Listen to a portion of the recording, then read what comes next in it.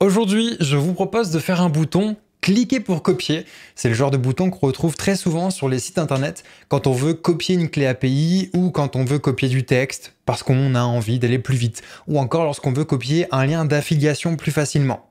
Nous, on va partir d'un petit exemple avec un texte area et quand on cliquera sur ce texte area, donc il y aura du texte par défaut, hein, d'accord, là ce sera le texte, etc.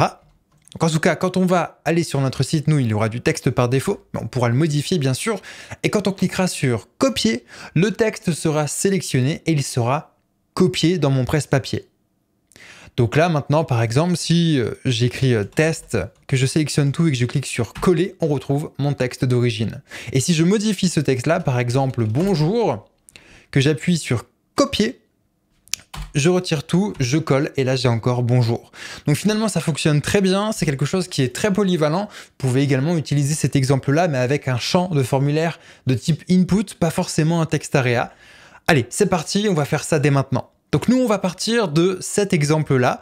Alors j'ai juste du CSS. Si vous voulez, vous pouvez mettre la vidéo en pause pour copier exactement le même CSS que moi. Alors comment ça fonctionne?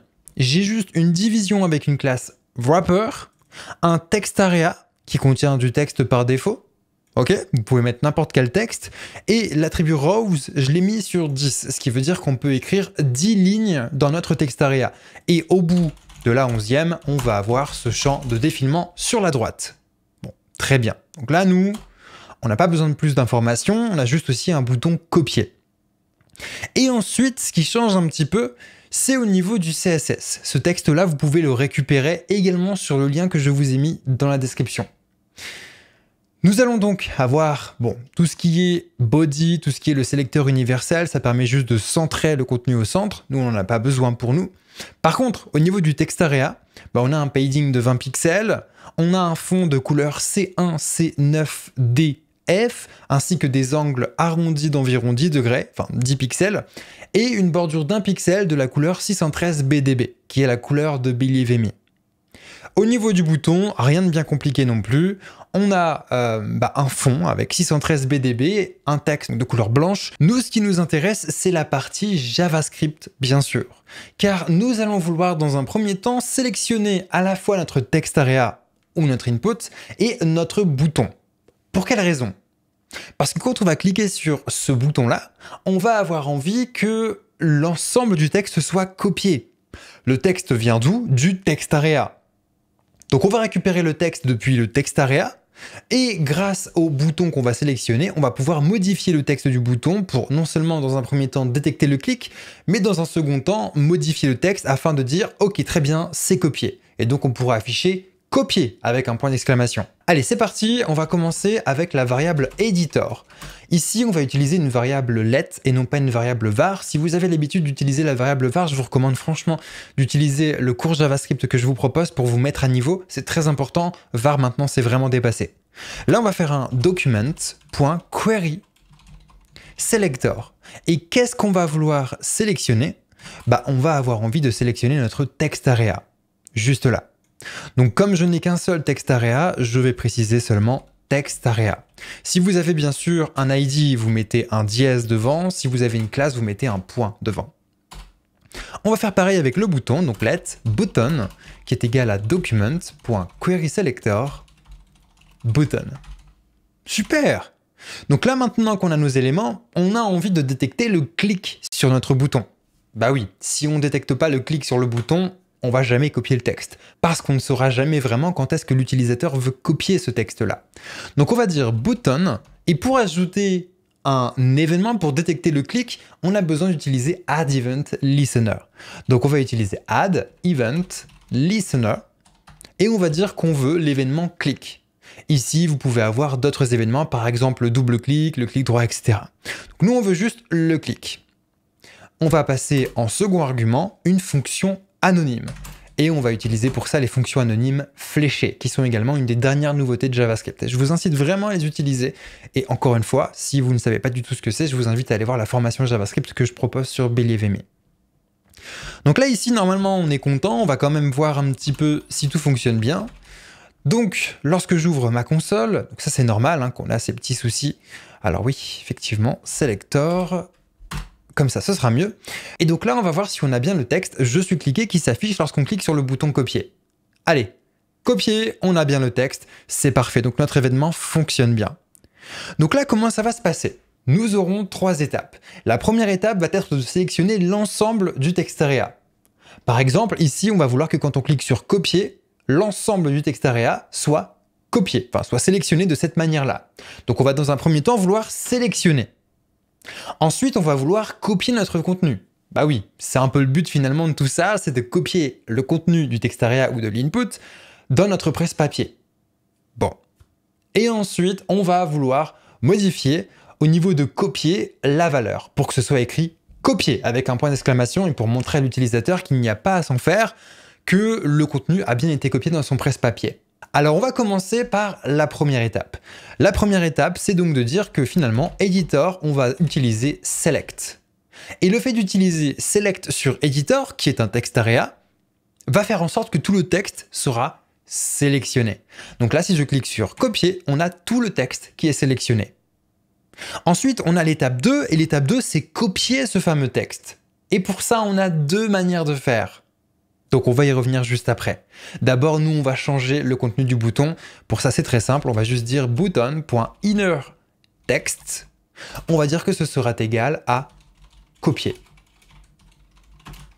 Comme ceci.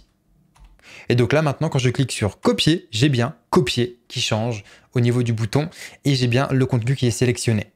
Alors maintenant, comment on fait pour copier ce fameux contenu de notre presse-papier? Je vous l'ai dit, on a 2 méthodes. La première consiste à passer par l'objet document et la seconde par l'objet navigator. On va commencer par document. Pour pouvoir copier notre contenu, il suffit de dire document, point, et là nous allons vouloir exécuter une commande. La commande qu'on va vouloir exécuter, c'est le copier, un petit peu comme si vous utilisiez CTRL-C sur Windows ou commande C par exemple sur Mac. Ou encore une fois, si vous faisiez clic droit, copier. Donc nous, c'est cette commande qu'on a envie d'utiliser. On n'a pas envie d'utiliser la commande couper, coller, etc., etc., etc. Parce qu'on peut utiliser toutes ces commandes également.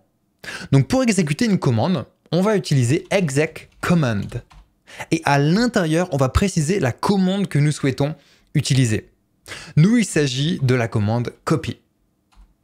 On a également paste, etc., etc. On en a plein d'autres. Donc là, on a envie que ce soit copié.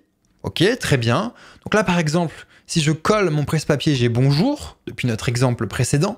Donc si je clique maintenant sur copier, ok, ça a l'air de fonctionner. Le JavaScript s'est exécuté, c'est qu'on n'a pas d'erreur visiblement.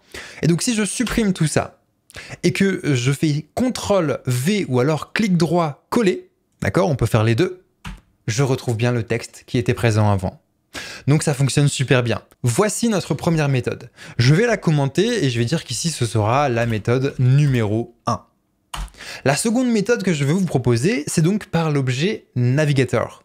Ce qu'on va faire, c'est qu'on va faire navigator, point, on va vouloir accéder au presse-papier et donc pour ça on va aller dans clipboard qui nous permet d'accéder au presse-papier, de faire des copier, des coller, etc., de récupérer la valeur dans le presse-papier également. Et là, ce qu'on va vouloir faire, c'est écrire du texte. Bah oui, ce qu'on veut, c'est que dans le presse-papier, on a un nouveau texte qui s'ajoute. Donc, on va utiliser write text. Là, actuellement, le problème, c'est que si je supprime l'ensemble de mon contenu et que j'écris par exemple test, je clique sur copier, je supprime mon contenu et quand je fais CTRL-V, je retrouve mon ancien texte qui avait été copié précédemment avec la première méthode. Bah oui, en fait avec write text, vous allez avoir besoin de préciser le texte à écrire dans votre presse-papier. Alors comment est-ce qu'on peut faire ce genre de choses? Eh bien ce qu'on peut faire, c'est préciser editor, puisqu'on y a accès ici, et pour accéder à la valeur d'un champ, il suffit d'utiliser .value. Et donc maintenant, en faisant ça, si j'écris test, que je clique sur copier, je supprime, je colle et j'ai bien test. Voici pour la deuxième façon de faire. Alors laquelle utiliser? Écoutez, il n'y en a pas vraiment une qui est meilleure que l'autre. Celle avec navigateur est plutôt utilisée pour les progressive web apps, c'est un domaine complètement à part, mais vous pouvez également l'utiliser de manière courante. Si vous ne voulez pas vous prendre la tête, je vous recommande d'utiliser l'objet navigator. Pour quelle raison? Parce qu'ici, pour utiliser document.execCommandCopy, on a besoin de sélectionner le texte en question, ce qui est un petit peu embêtant, parce que du coup, si on n'a pas forcément envie de sélectionner notre texte, la méthode numéro 1 ne fonctionnera plus, puisqu'elle va copier ce qui est sélectionné en ce moment, et ce qui sera sélectionné en ce moment, c'est rien du tout. Ok? C'est pour ça qu'on a vraiment besoin d'utiliser select avec la méthode numéro 1. Donc soit vous utilisez l'objet navigator, et dans ce cas, pas besoin de vous soucier de mince, il faut que je sélectionne mon texte, soit vous utilisez la première méthode avec execCommand, mais dans ce cas, il faut bien sélectionner votre texte. Donc vous l'aurez compris, moi ce que je vous recommande, c'est l'objet navigator.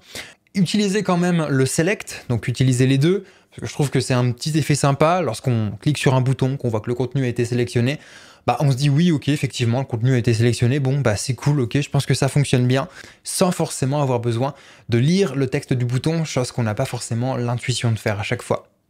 Voilà.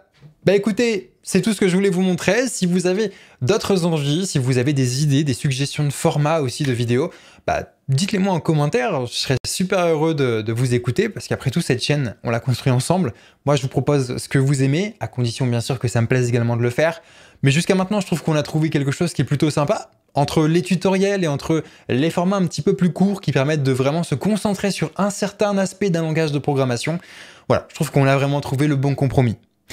Écoutez, on va se quitter sur cette vidéo. N'oubliez pas que le programme Rocket est lancé, les places sont limitées. Alors pour le coup, vous avez été beaucoup plus nombreux que l'année dernière à vous inscrire dès le début. Je pense que tous ceux qui n'ont pas forcément eu la chance d'avoir leur place l'année dernière sont passés directement sur le premier jour sur le programme Rocket, n'ont pas attendu très longtemps. Si ça vous intéresse, je vous invite à aller sur programmerocket.com. Le lien est dans la description. Les places sont limitées, encore une fois, faites attention, il se peut aussi que quand vous voyez cette vidéo, il soit déjà trop tard. Voilà, écoutez, on se retrouve dans une prochaine vidéo, amusez-vous bien.